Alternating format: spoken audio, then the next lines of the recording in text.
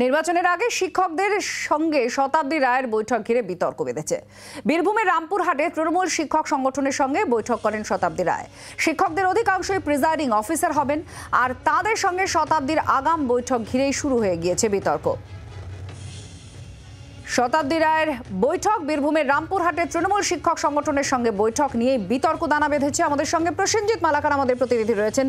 প্রসেনজিৎ, কেন এই বৈঠক করলেন শতাব্দী রায়? তিনি তো ওয়াকিবহাল যে এরাই প্রিজাইডিং অফিসার হিসেবে কাজ করবেন, ভোটের ডিউটি করবেন। দেখো, একেবারেই তাই। সেটাই প্রশ্ন উঠছে যে তিনি যখন ওয়াকিবহাল, তিনি গোটা বিষয়টি জানেন, সেখানে দাঁড়িয়ে একজন তৃণমূল প্রার্থী হিসেবে তিনি এই শিক্ষক সংগঠনের সাথে কেন বৈঠক করলেন? যদিও তিনি দাবি করছেন যে বিরোধীদের কাজ বিতর্ক করা, এবং তিনি নিজেই প্রশ্ন করছেন সবাই কি কাজ করবেন। অর্থাৎ তুমি বুঝতেই পারছো, কোথাও না কোথাও এটাকে কেন্দ্র করে একটা প্রশ্ন উঠতে শুরু করেছে।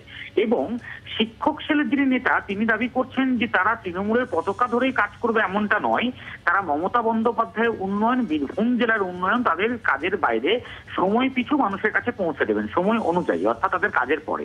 কিন্তু প্রশ্নটা উঠছে এখানে যে শিক্ষক সংগঠন, অর্থাৎ তুমি বুঝতেই পারছো এই মুহূর্তে শাসক দলের শিক্ষক সংগঠন, সেই সংগঠনের অধিকাংশ শিক্ষকরাই রয়েছে।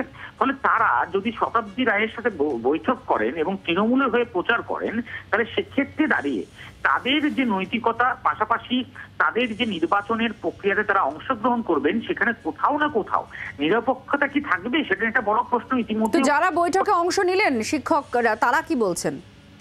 দেখো, তারা এই বিষয়ে তেমন কোনো মন্তব্য করেননি। তাদের বক্তব্য যে তারা নির্বাচনের জন্য কাজ করবেন, এটা যেমন সঠিক, তার পাশাপাশি তারা মমতা বন্দ্যোপাধ্যায়কে পছন্দ করেন, বীরভূম জেলা তৃণমূল কংগ্রেসকে পছন্দ করেন।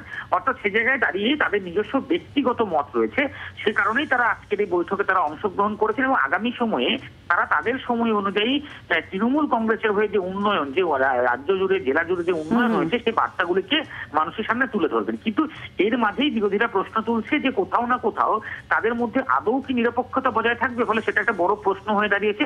এবং পরবর্তীতে এই নির্বাচন, অর্থাৎ এই নির্বাচনের আগে বৈঠককে কেন্দ্র করে বিরোধীরা কোনো পদক্ষেপ গ্রহণ করেন কিনা, সেটাও কিন্তু অবশ্যই দেখার বিষয়। নিশ্চয়ই দেখার বিষয়। আমাদের সঙ্গে থাকার জন্য ধন্যবাদ প্রসেনজিৎ। আমাদের প্রতিনিধি জানাচ্ছিলেন যে বিতর্ক কি, কোথায়, কেন এবং কি প্রতিক্রিয়া রয়েছে এই বিষয় নিয়ে। শতাব্দী রায় তিনি কি বলছেন শুনুন। শিখিয়ে দেওয়া, ওরাও শেখাক, একই ব্যাপার, ওরাও শেখাক। এক তো সিস্টেমে যদি হয়, আমরা যদি শেখাতে, ওরাও শেখাতে পারে। কে বেশি শেখাতে পারে, কাদের শিক্ষকতা বেশি, পাণ্ডিত্য বেশি শেখানোর ক্ষেত্রে, সেটা বোঝা যাবে সময়। এরা কি প্রত্যেকেই মানে এতে আছে, বুথে থাকছে বাংলার আওয়াজ, বাঙালির আবেগ, জি 24 ঘন্টা।